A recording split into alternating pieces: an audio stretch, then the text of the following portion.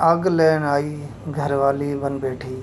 ये एक पंजाबी अखान है। हो सकता है कभी ऐसा हुआ हो, लेकिन चूल्हा जलाने के लिए लोग एक दूसरे से आग भी ले लेते थे। हर हमसाया अपने घर से सालन की एक प्लेट साथ वाले को भेजता था और उधर से भी प्लेट खाली नहीं आती थी। मीठे की 3 ही अक़साम होती थी: हलवा, सतरंगी चावल और खीर। रमज़ान मुबारक में हर घर एक दूसरे का ख्याल रखता था। सहरी अफ्तारी में हर घर में खूब रौनकें होती थी। घरों में ख़त आते थे। जो लोग पढ़ना नहीं जानते थे वो डाकिए से ख़त पढ़वाते थे। डाकिया तो घर का एक फ़र्द शुमार होता था। ख़त लिख भी देता था, पढ़ भी देता था। एक अम्मा जी अपने फूफो जी पुत्र की चिट्ठी पढ़ाने से पहले डाकिए के कान में कपड़े की टाकियाँ ठूंस देती कि कहीं डाकिया उसके बेटे की जरी गल्लां बातां ना सुन ले। लेकिन फिर भी वो अल्लाह लोग बग़ैर कोई गुस्सा किए लस्सी पानी पी कर साइकिल पर जा किसी का अगर कटे हुए कोने वाला ख़त या बेरंग आ जाता तो खुशी की बजाय ज़रा उदासी हो जाती। इम्तिहानात का नतीजा ना होता तो नस्रुम मिनल्लाह व फ़तहुन करीब पढ़ कर निकलते और खुशी खुशी पास होकर आ जाते। ये वो दौर था जब लोग किसी की बात समझकर ओके नहीं, ठीक है और हाँ जी या आहो कहा करते थे। मौत वाले घर में सब मोहल्लेदार सच्चे दिल से रोते थे और खुशी वाले घर में हकीकी कहके लगाते थे। ना लोग नकली थे, ना खुशियाँ झूठी। दीद वेया लिहाज और रखा जाता था। हर छोटे बड़े में नुमायाँ नज़र आता था। गली मोहल्ले का बुज़ुर्ग सबका बाबा जी होता था और उसकी डांक से सभी डरते थे। आइसक्रीम दुकानों से नहीं, लकड़ी की बनी रेडियो से मिलती थी जो म्यूज़िक नहीं बजाती थी। दूध की कुल्फ़ियाँ गोली और मलाई मिले। दूध में बर्फ़ कूट कर डालकर हर कोई मज़े लेता था। गली गली में साइकिल के मैकेनिक मौजूद होते थे। जहाँ कोई ना कोई मोहल्लेदार कमीज़ का कोना मुंह में दबाए पंप से साइकिल में हवा भरता नज़र आता था।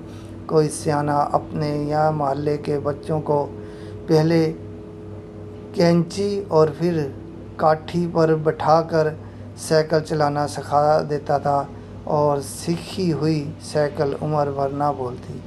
किसी दिन दियार या ख़ास मौके पर नियाज़ बढ़ती थी तो सबसे पहला हक बच्चों का होता था।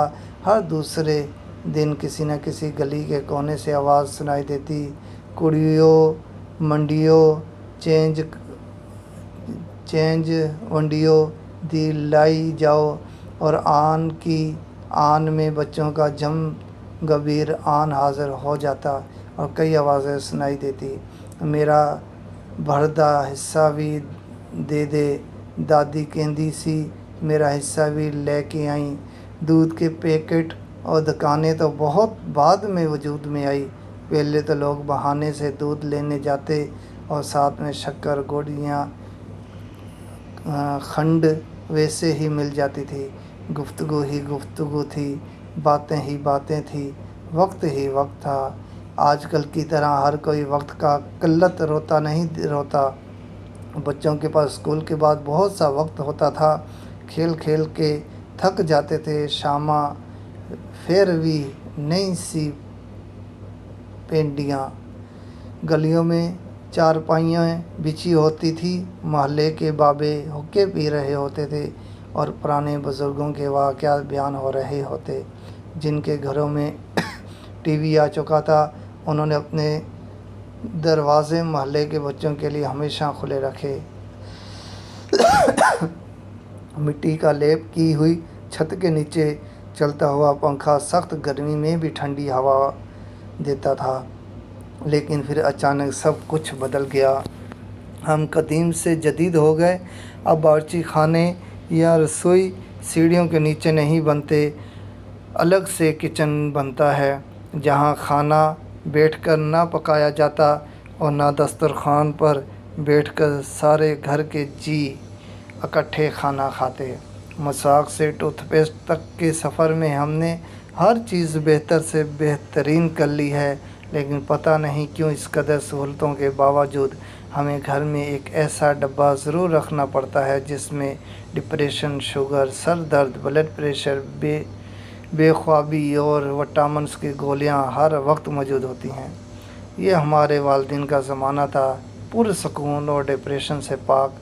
आजकल तो 8-10 साल के बच्चे को भी टेंशन है।